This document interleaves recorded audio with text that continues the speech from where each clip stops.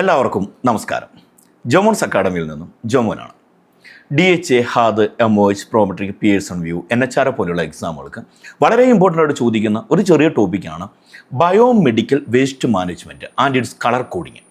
അപ്പോൾ ഓരോ ബിന്നും ഏത് ടൈപ്പിലുള്ള വേസ്റ്റ് ഡിസ്പോസ് ചെയ്യാൻ വേണ്ടിയാണ് നമ്മൾ യൂസ് ചെയ്യുന്നത് എന്നുള്ള കാര്യമാണ് ഇവിടെ നമ്മൾ എക്സ്പ്ലെയിൻ ചെയ്യാൻ വേണ്ടി പോകുന്നത്.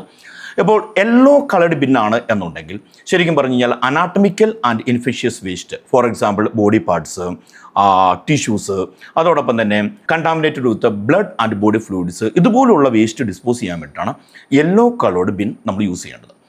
അതുപോലെ തന്നെ റെഡ് കളർ ബിന്നാണ് എന്നുണ്ടെങ്കിൽ ഇൻഫെക്റ്റഡ് പ്ലാസ്റ്റിക് വേസ്റ്റ് ഡിസ്പോസ് ചെയ്യാൻ വേണ്ടിയിട്ടാണ് നമ്മൾ റെഡ് കളർ ബിന്ന് യൂസ് ചെയ്യുന്നത്. ഫോർ എക്സാമ്പിൾ പറയുകയാണെങ്കിൽ ഇപ്പോൾ IV ട്യൂബിങ് അല്ലെങ്കിൽ സിറിഞ്ചസ്, ഗ്ലൗസ്, ഇതുപോലെയുള്ള ഇൻഫെക്റ്റഡ് ആയിട്ടുള്ള പ്ലാസ്റ്റിക് വേസ്റ്റ് ഡിസ്പോസ് ചെയ്യാൻ വേണ്ടിയിട്ടാണ് റെഡ് കളർ ബിൻ യൂസ് ചെയ്യുന്നത്.